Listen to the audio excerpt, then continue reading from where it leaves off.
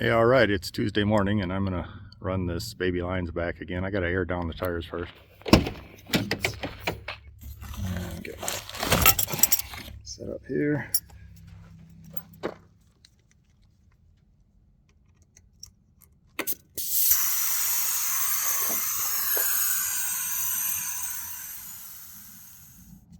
All right, 22 on all of them, let's do it.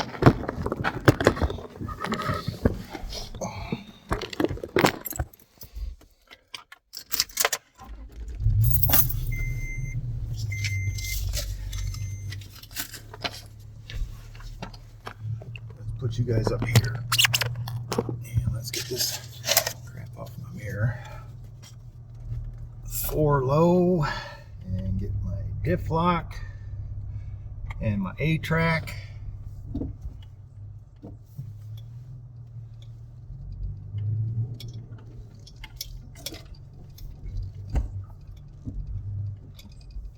right, we're going up onto baby lion's back.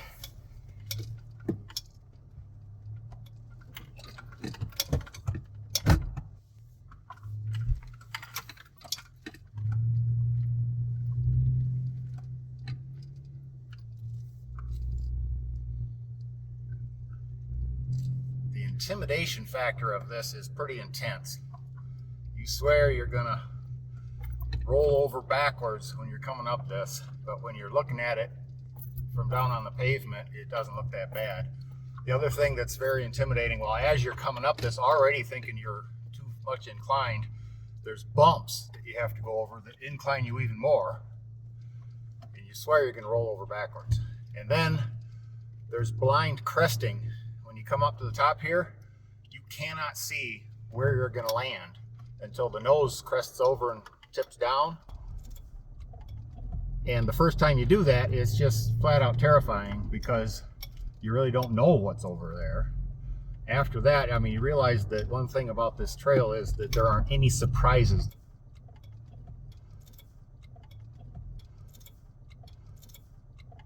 So you just trust your line, and there's a clear double rubber pad or path that you're following, and that's all you need to know is you stay on those tracks and you're good to go. Now there's a little variation of that at the end. There's different options.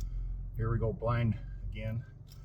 Here's a big old off-camber lean, and if you could see to the left here, I'm going to come to a full stop and get the other camera rolling here. You got to see what's out my window. This is the view out the driver's window, and it's just straight down, I don't know, 40 feet. And the view from up here is just spectacular. There is just no room for error. I don't know, I won't say no room for error. That's one of the things about this that's really intimidating, is the impression that there's no room for error. But fact is, you've got a good 12 inches that you could move right or left before you get into serious trouble. But make no mistake about it, if you were to vary 2 feet one way or another from center up here, there are some spots where you could get away with it, and there are some spots where that 2 feet is going to put you in some serious trouble. So it does require precision driving, but if you think about it, when you're going down the road and you're kind of keeping it between that white line on the right and the yellow line on the left. Now here's a little bit of an intimidating spot where it's an off camber and there's quite a crest. I took my running boards off yesterday at the campground because of things like that. I was gonna for sure rub those. They're like those Nerf bars with steps. They're not rock sliders. They're like rock slider wannabes, but they're the ones that were connected to the rocker panels. Anyway, I took them off. Glad I did. So when you're running down a road and you're keeping it between the lines, if you think about it, 12 inches of variation, you do that all day long, every day, when you're driving normal down the road. In fact, if you were following somebody and he was varying 24 inches one way or another, you'd say that guy's either drunk or falling asleep. So I guess the advice is, don't get on baby lion's back if you're drunk or falling asleep. Other than that, you're going to be okay. Now here's the intimidating part. This is just crazy intimidating.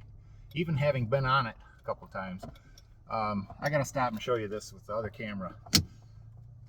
This is intense. All right, I'm looking out the front here, and it goes out a little ways and then it just drops off, and there's a great big old water puddle at the bottom of it, and it looks like it's deeper today than it was yesterday. This is the worst part by far, is coming off of this thing, coming off of this fin into that hole. But you see those 3 rocks in the puddle just to the left edge of the puddle. There's those 3 big boulders, and just to the right of those 3 boulders you see a dead stick hanging down the sandbank. That's going to be our target.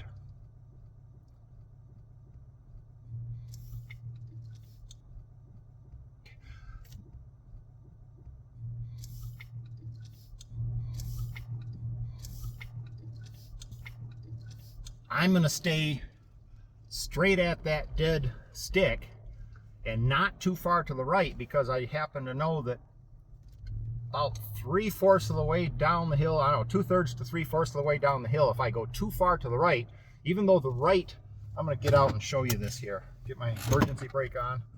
This is too good to miss. So check this out. If we stay right straight at that dead stick, we're good. We might scooch a little bit as we're going down into the water, but what we want to avoid is that drop right there. You do not want to go over that. In fact, even if you're over here, if your right tire hits that thing right there, your nose is going to drop and your left rear wheel is going to come right off the ground. If you watch some of the videos where it looks like the car is going to flip over frontwards, that's where. So you got to stay to the left of that little shelf there.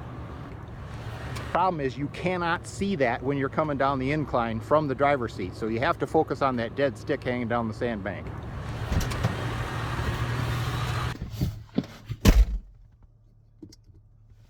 And I am going to buckle in for this. Emergency brake off, everything is still locked. All my 4-wheel drive indicates we're good to go. Okay, now I'm blind cresting this hill.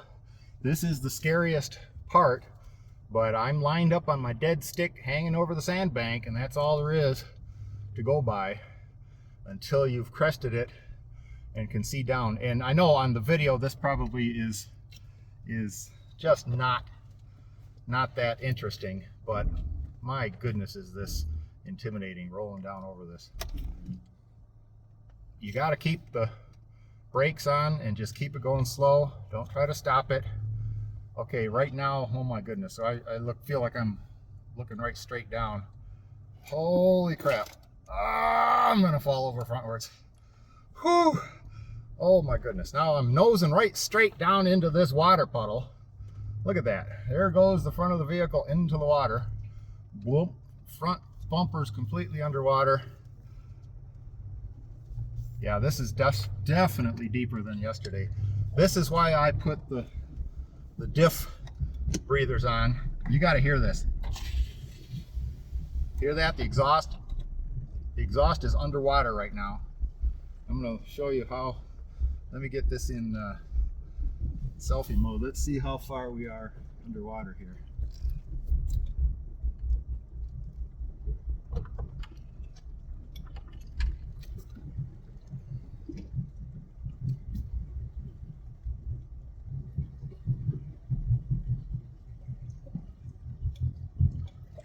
And we're coming up out of the water. We are golden. We did it. That is so darn much fun.